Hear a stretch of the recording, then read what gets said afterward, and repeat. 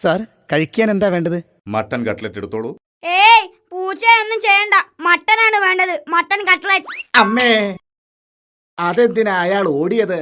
പാവം, അയാള് വിചാരിച്ചു പൂച്ച ഇറച്ചി കൊണ്ടാ ഇവിടെ മട്ടൻ കട്ട്ലറ്റ് ഉണ്ടാക്കുന്നതെന്ന്.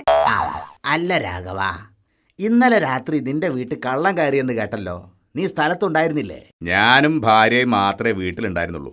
അലമാറ തുറക്കുന്നത് കണ്ടപ്പോ ഭാര്യയല്ലേ ആദ്യം ഉണർന്നത്. എന്നിട്ട് എന്തുണ്ടായി? അവൾ ഒച്ച വെച്ചു. കള്ളനും അവളും തമ്മിൽ പിടിയും വലിയായി. എന്നിട്ട് നീ ഒന്നും ചെയ്തില്ലേ? എടോ, എഴുന്നേറ്റ് ചെന്ന് 4 പൊട്ടിച്ചൂടായിരുന്നോ? അതിന്റെ ആവശ്യമൊന്നും വന്നില്ല. കള്ളൻ ഒറ്റയ്ക്ക് തന്നെ ചേച്ചിയെ അടിച്ചു നിർത്തി. അല്ലേ ചേട്ടാ? അല്ല, ചേട്ടന്റെ മോനിപ്പം എവിടെയാ? കുറച്ചായാലോ കണ്ടിട്ട്. അവനിപ്പോ വലിയ ഉദ്യോഗക്കാരനാ. എന്റെ മോനായതുകൊണ്ട് പറയല്ല കേട്ടോ. അവന് ഭയങ്കര ബുദ്ധിയാ. അതെങ്ങനെയാ? എന്റെ ബുദ്ധിയല്ലേ അവന് കിട്ടിയിരിക്കുന്നത്. അതുകൊണ്ടാവും ചേട്ടന് തീരെ ബുദ്ധിയില്ലാത്തത്. അല്ല, ഗോപാലൻ ചേട്ടൻ ഇന്നലെ പൂസിലായിരുന്നല്ലോ.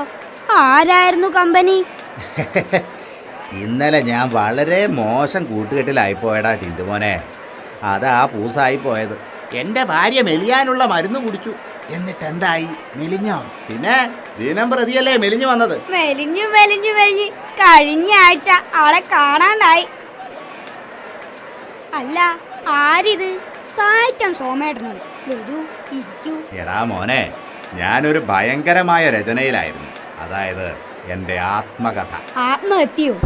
ആത്മഹത്യയല്ലടാ, ആത്മകഥ. അതിനൊക്കെ ഇനിയും സമയമില്ലേ ചേട്ടാ? എടാ, ആളുകൾ ആത്മകഥ എഴുതുന്നത് പ്രായമാവുമ്പോഴാ.